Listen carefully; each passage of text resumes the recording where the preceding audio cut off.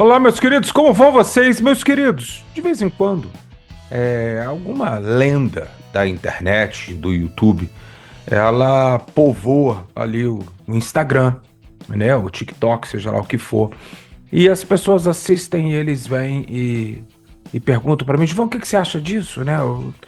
E uma das coisas, diversas coisas, mas uma das coisas que as pessoas mais têm me perguntado é uma história velha, pra te dizer a verdade. Ela já tem um tempo que ela tá rodando por aí. É uma história que eu nunca prestei muita atenção, porque pra mim eu vejo ela como uma história tanto quanto ridícula. Mas é a história do baterista Bernard Purdie, o cara que tocou. Eu fiz uma lista aqui só de pessoas que eu curto, né? Como o Mick Taylor, que tocou com os Stones, né? Mas temos B.B. King, James Brown, Joe Cocker, Aretha Franklin, Cat Stevens, Jack Lomax. Pra vocês terem uma ideia, Miles Davis, Louis Armstrong, Wilson Pickett. E ele ainda tocou naquele Sgt. Pepper de 1978, ali de Bee Gees, né? Peter Frampton, Billy Preston, aquela coisa toda. Ele vem dizendo ao longo das décadas, de que foi ele que tocou bateria entre o período de 1962 a 67 dos Beatles, e que ele tocou ali num par de dezenas de músicas dos Beatles, e que o Ringo não tocava, e ele fala categoricamente que houve 4 bateristas nos Beatles, e o Ringo Starr não era um deles. Bom, eu vou explicar para vocês o porquê disso ser tão ridículo. Mas vamos passar a vinheta primeiro. Meu nome é João Moura, isso aqui é Beatles, vamos lá.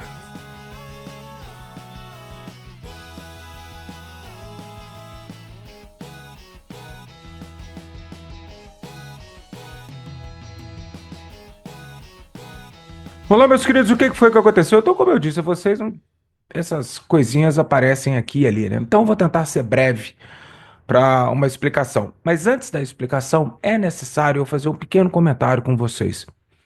Quando uma pessoa fala de algum fato histórico, ou a existência dos Beatles, por exemplo, a existência dos Beatles, ela tem, antes deles fazerem sucesso, você tem toda uma história das famílias deles, dos 4 em Liverpool, né? Tem a história dos Quarrymen, né? De como o Paul entrou, depois como o George entrou pro Quarrymen, os outros Quarrymen foram saindo.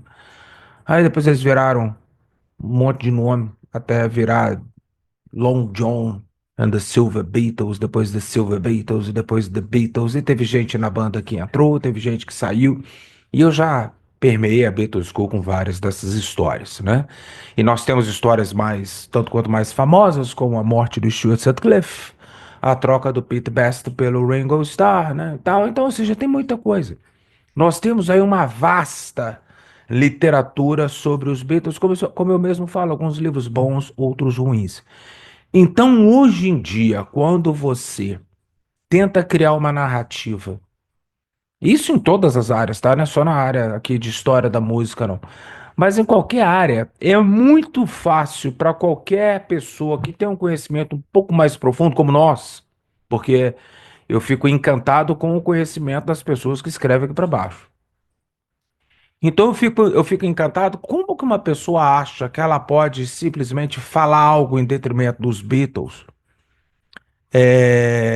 sendo que há toda uma história registrada e muito, muito, muito, muito, muito bem documentada sobre essa banda, né? Eu sempre brinco que o John Lennon, a gente sabe quando ele foi concebido, onde que ele nasceu, onde ele foi criado e como ele morreu. Porque tudo isso há literatura, há documentários também, né? Muita coisa contando da história, como o Alfred Lennon e a Julian se pegaram ali na cozinha, na casa ali, número 9 em Newcastle Road, pertinho de Penny Lane, qual o John Lennon foi concebido no chão da cozinha. Eu sempre brinco. Será que você sabe onde você foi concebido? Pergunte aos seus pais, né? Como é que foi ali aquela noite, aquele dia, aquela tarde, né? Onde que eles simplesmente decidiram dar uma e você, pum, né? Então, ou seja, talvez a maioria de nós não sabemos, mas do John Lennon a gente sabe, tem história, tem tudo, até onde ele morreu ali, como que ele morreu, né? Dentro do carro da polícia, indo lá para o Hospital Roosevelt, do Dakota até o Hospital Roosevelt. Ou seja, a gente tem literatura. Então, vir com historinha para cima da gente, Assim como, por exemplo, a morte do Paul McCartney, né, que eu chamo de terraplanismo de Beatlemaníaco, todas as narrativas que inventaram. Eu tenho livros aqui sobre isso, revistas sobre isso. Tudo eu falo assim, eu consigo bater de frente com qualquer uma. Eu consigo explicar qualquer uma dessas referências das mortes dos Beatles. Então, o que acontece? Quando eu vi o Bernard Purdy, que é um cara, porra, como músico, extremamente respeitado, e ele falar uma merda dessa, aí enquanto eu assistia, colocar só um pedacinho pra vocês aí. Olha só. For me, I played on 21 tracks of the Beatles. Half of them had no drums because they kicked him out in the beginning. The man made his money, and everything else was made by live. He looked the part that they wanted. He was the one that he chose, and that's what they did. But the making of those records and the fixing of those records, 98% of them were first recorded early in England and brought to the United States to be done and fixed. That's why Mercury Records and Capitol Records, they both have Beatles albums. I did mine in the Capitol Studio in New York City. I had no idea who the hell the Beatles were or anything else. I was doing a job. There are 4 drummers on the Beatles music. Ringo is not one of them. Então vocês me desculpem, eu não coloquei legenda, né? Mas, né? Se você quiser a história completa dele, tá aqui embaixo, aqui nos comentários. Primeiro comentário fixado, eu vou colocar essa entrevista dele. Você coloca lá a legenda, lá em português, você consegue aí pelo YouTube. Então, o que acontece? Das coisas que ele fala, o que mais me pega é o seguinte: ou esse homem é um mau caráter absurdo, ou talvez ele confundiu as histórias, né, e tal. Por que que eu tô falando isso? Porque eu não estou dizendo que ele não tocou em gravações dos Beatles. Ninguém precisa, mesmo as pessoas que participam de um fato histórico, talvez as pessoas não lembrem daquilo muito bem. Então, estudiosos vão e fazem entrevistas e tal e criam uma história. Então, o que eu vejo da história dos Beatles é o seguinte: quando você fala que tudo dos Beatles foi gravado, depois eles colocaram numa caixa, levaram para a Inglaterra, não, desculpa, levaram para os Estados Unidos, para os estúdios da Capitol, e lá eles melhoraram, eles consertaram algumas coisas. Meus queridos, eu acredito que muitos de vocês estão me assistindo, vocês têm discos dos Beatles originais de época como eu tenho, né? E eu não fico escutando o tempo todo, aqueles discos da Odeon. Os meus já estão velhinhos, alguns já estão meio arranhados, tenho mais por puro colecionismo, né? Então eu tenho várias coleções diferentes dos Beatles. Então eu tenho os discos da Capitol, eu tenho os discos da Odeon e tenho discos originais da EMI, da Parlophone EMI, né? Então o que eu posso falar com vocês é o seguinte: a única mudança que houve entre os discos da Parlophone lá na Inglaterra para os discos da Capitol foi em 64, o David Dexter Jr. Ele, ele, ele colocou um eco, dá muito para ouvir isso em I Feel Fine, She's a Woman, Roll Over Beethoven. Há várias músicas dos Beatles, você vê que tem um eco. Mas você vê que a gravação é igualzinha à gravação que você está acostumado lá, por exemplo, do Beatles 65, da Capitol, né? Aí você vai escutar lá o Beatles for Sale, né? Você vai escutar o Meet the Beatles, aí você vai lá, pega lá o With the Beatles, né? O Please Please Me, o que o vale. Quando os Beatles gravaram Love Me Do, como eu disse a vocês, nós temos 3 versões oficiais de Love Me Do, gravada em estúdio. Uma com Pete Best, né? Depois o Pete Best sai da banda, entra o Ringo, aí tem uma gravação de Love Me Do, que é aquela que você encontra no Past Masters. E hoje você encontra na Coletânea Vermelha desde 2023 para cá. Eles fizeram uma versão estéreo dela, né, e tal. Que saiu como lado B de Now and Then, para quem tem o compacto, né? Então o que acontece? O Ringo gravou ali. Por causa do comportamento do Ringo durante as gravações de Love Me Do, houve uma tentativa de gravar a peça I Love You. O que aconteceu, meus queridos, foi que a atitude do Ringo foi tão antiprofissional que o George Martin, na terceira vez que os Beatles foram a, a EMI gravar, ele colocou um baterista Andy White, mandou o Ringo sentar no canto. Não é que você é ruim, não, meu querido, mas eu quero uma coisa mais profissional. Como ele já conhecia os outros 3. o John Paul e o George. Aí o Andy White toca a bateria na versão de Love Me Do, que está no álbum Please Please Me, e antigamente estava no álbum vermelho, né? E também P.S. I Love You, apesar do Ringo bater ali um pouco de percussão, ali dá pra ouvir ele e tal. Então acontece, tirando isso, meus queridos, dali pra frente, quando eles foram escolher qual a versão que iria no compacto, a princípio eles escolheram a Love Me do Ringo, né? E mais tarde eles mudaram para Love Me Do com Andy White, a qual está no Please Please Me, vale repetir. Então ali, logo depois eles gravam todo o álbum Please Please Me, todo o álbum Please Please Me, enxertando ali a música Please Please Me, que eles gravaram ali, se não me engano, em novembro de 62, junto com Ask Me Why. Então quando eles foram gravar o álbum Please Please Me, eles já tinham quatro músicas, Love Me Do, PS I Love You, Ask Me Why, Please Please Me. Vão gravar o resto. Aí eles gravaram lá. Agora, por que há um questionamento interessante é como que uma banda vai ter um LP sendo que ela só lançou dois singles? Esse é um questionamento bacana. É que as pessoas falam, porque era muito incomum que uma banda com dois singles fosse gravar um LP, mesmo que a gente está falando lá de 62 para 63, tá? Então o que aconteceu? Hoje a gente sabe pela história, e o George Martin já morreu, né? Mas a gente sabe que o quê? Eu contei a história da loja da HMV, do George Martin, como que o George Martin foi lá na loja da HMV, ele transformou Hello Little Girl uma outra que eu não lembro, não sei se foi Love of the Love, não sei, ele transformou em compacto, né, num acetato, desculpa, para ele poder colocar nas gravadoras, as gravadoras podiam escutar melhor do que aquelas fitas, né, real to real, aqueles tapes, né? Então, o que aconteceu? Houve um interesse muito grande da Ardmore and Beechwood. Agora eu lembrei o nome, Ardmore and Beechwood. Depois você procura lá no seu Please Please Me, você vai ver isso escrito lá atrás, nos créditos lá das músicas lá. Havia um interesse muito grande que se essa banda azedar, que era o que mais acontecia na época, a gente pode pegar, porque esses dois meninos são compositores, a gente pode pegar, passar a perna nesses moleques lá do norte, que é assim que eles vinham os Beatles, e a gente ficar com esses copyrights deles, né, de Lennon e McCartney. Porque tinha ali, o George Martin falou o seguinte, ó, vamos colocar material de vocês. Se não der, a gente coloca cover, né? Daí eles vieram com Twist and Shout, Boys, Baby It's You, Chains, né? Essa coisa toda. Mas os meninos chegaram com I Saw Her Standing There, Misery, There's a Place, entendeu? Do You Want to Know a Secret? Eles vieram com musiquinhas de Lennon e McCartney, qual eles falaram assim, ó, se azedar o pé do frango, a gente fica essas músicas pra gente. Tá. Então foi por isso. Né? Então os Beatles gravaram ali e eles eram, meus queridos, ninguém, isso que é muito importante, que eu sei que dói nos Beatlemaníacos que não gostam, mas no iniciozinho ali, antes de gravar o Please Please Me, eles só tinham o single Please Please Me, que chegou bem nas paradas e tal, né?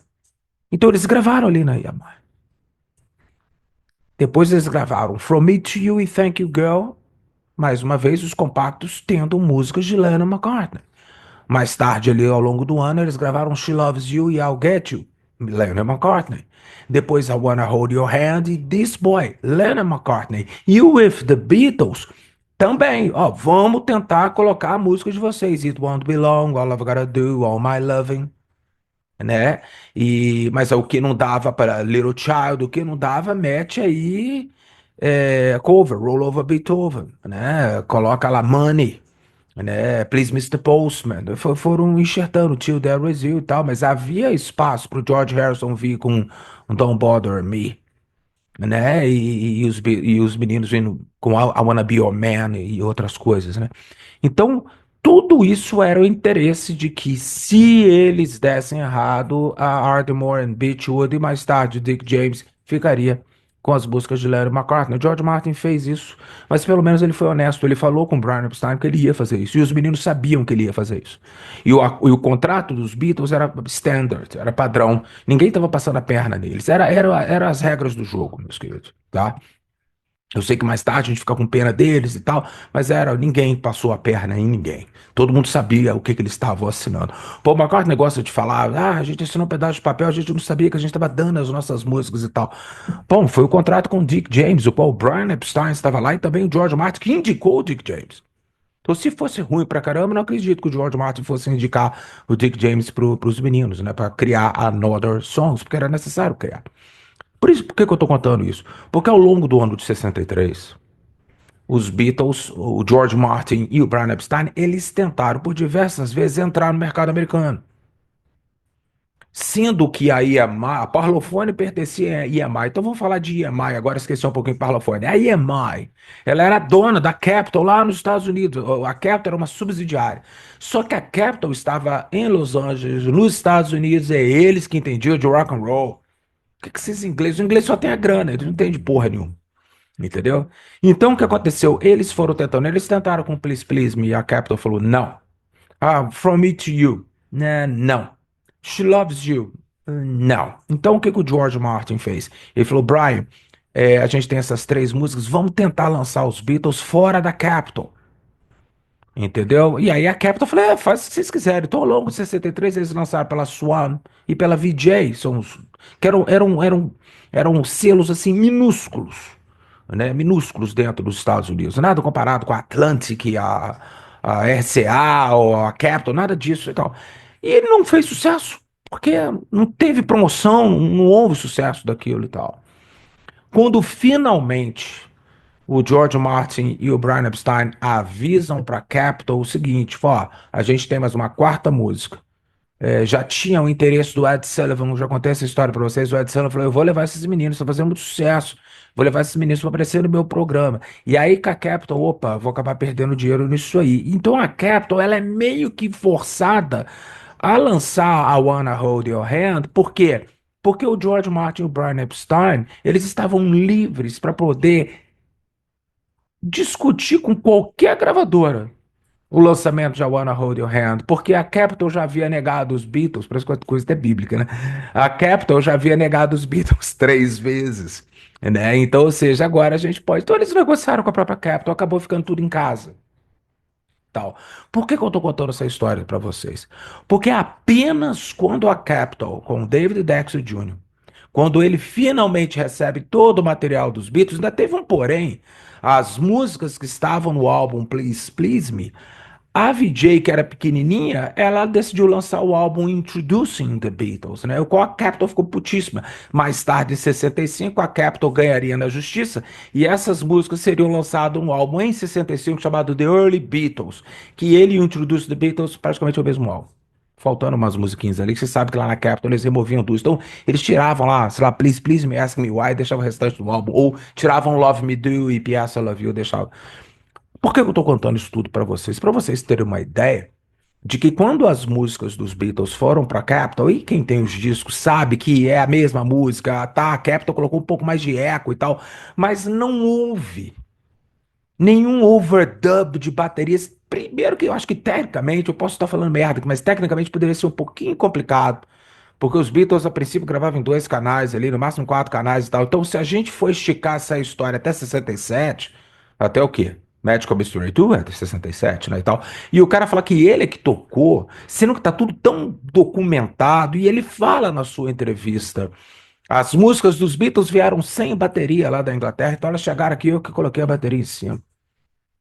Isso é de um absurdo tão grande, porque em 63 os Estados Unidos praticamente eles ignoravam. George esteve nos Estados Unidos ali outubro, novembro para visitar sua irmã ali em Illinois, e ele falou: ninguém conhece os Beatles, não tem disco dos Beatles, ninguém sabe quem nós somos e tal. E de repente eles explodiram porque apareceram no Ed Sullivan. Então, só porque eles apareceram no Ed Sullivan, aí esse cara foi sentando a bateria num estúdio em Nova York, da Capitol, diz ele. E aí ele tocou a bateria, ele consertou as músicas dos Beatles, sendo que não tem diferença nenhuma entre as músicas dos Beatles na EMI, as gravações da EMI, e o que foi lançado na Capitol e na Odeon aqui no Brasil. E a gente tem disco do mundo inteiro, todo mundo tem disco italiano, francês, argentino dos Beatles. A gente sabe que é a mesma coisa. Salvo lá uma pequena diferença em Can't Buy Me Love em mono e estéreo, que tem gente que fala foi o Ringo que colocou lá depois, porque no dia da gravação ele não estava, porque ele estava gravando uma cena do A Hard Day's Night do filme, né? E o próprio Jeff Emerick fala que eles mesmo que consertaram ali a gravação e tal, tal, tal. Então, ou seja, é de uma burrice histórica absurda você achar que, né, em 63 as músicas dos Beatles, eles estão, porque eles vão fazer sucesso. Vão trabalhar, a gente vai negar eles, tá? Mas eles vão fazer sucesso. A gente vai negar ele 3 vezes, mas eles vão fazer sucesso. Aí, Bernard, toca a bateria, porque isso é uma merda. Lá na Inglaterra sabe tocar bateria, toca você. É tão ridícula essa história que eu me sinto ofendido com um bitomania quando uma pessoa me pergunta o que que eu acho a respeito. Porque qualquer pessoa que já leu a biografia dos Beatles, ouviu o documentário, Antólogos, tal, pá. Nós temos fotografia, nós temos vídeos, deu o cacete do Ringo sentado lá tocando bateria. E as gravações da BBC? Igual ele fala, não, não, o homem é o Ringo, né? Ele fez a sua vida nos discos ao vivo, ali, nas apresentações ao vivo dos Beatles, mas nos discos mesmo, fui eu. Então houve 4 bateristas que tocaram ali, né? Então o que a gente vê no Get Back. O Ringo ali, aquele cara tocando bateria no. Aquele ali é CGI, né, cara? Aquele ali eles, né, eles fizeram. Na verdade, o cara era um homem gordo, preto, sentado lá, tocando bateria. Aí, pô, o Peter Jackson é foda. Porque eu já achava aquela coisa, né, de remover os sons, eu já achava aquilo. Agora, já fazer um senhor preto, gordo, se transformar naquele cara de cabelo comprido, de bigode, de olho azul, tocando bateria, realmente é foda. A gente vê que o Peter Jackson, né? Vamos, lógico que eu tô sendo irônico. Mas é o que eu queria mostrar pra vocês, o quão ridículo são essas coisas. Agora, vamos supor que o cara tá falando a verdade. Não, não, eu toquei mesmo. Ele fala, os discos dos Beatles aqui nos Estados Unidos foram pela Capitol e pela Mercury. A Mercury nunca lançou nada dos Beatles. O que lançou foi a Polydor, que lá nos Estados Unidos talvez tenha lançado pela MGM, agora eu não lembro qual que era. Que eram as gravações da época do Tony Sheridan. E há mudanças, porque a Polydor, vendo aquilo que os Beatles estouraram, falou, cara, pega, foi aqueles moleques ali que tocaram na Alemanha junto com o Tony Sheridan, vamos ganhar dinheiro. Eles estavam certos, vamos ganhar dinheiro em cima disso aí. Então talvez ali esse moço tenha tocado a bateria em cima ali do Pete Best, por exemplo.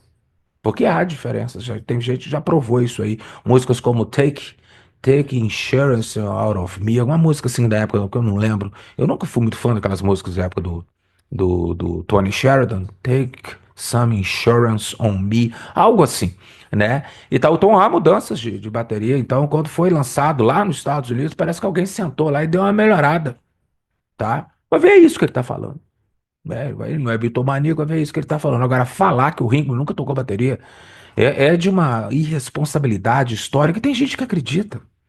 Tem gente que acredita que as pessoas fazem um vídeo bonitinho, o cara vai lá dar entrevista, papapá, porra. Eu vi no YouTube, é verdade.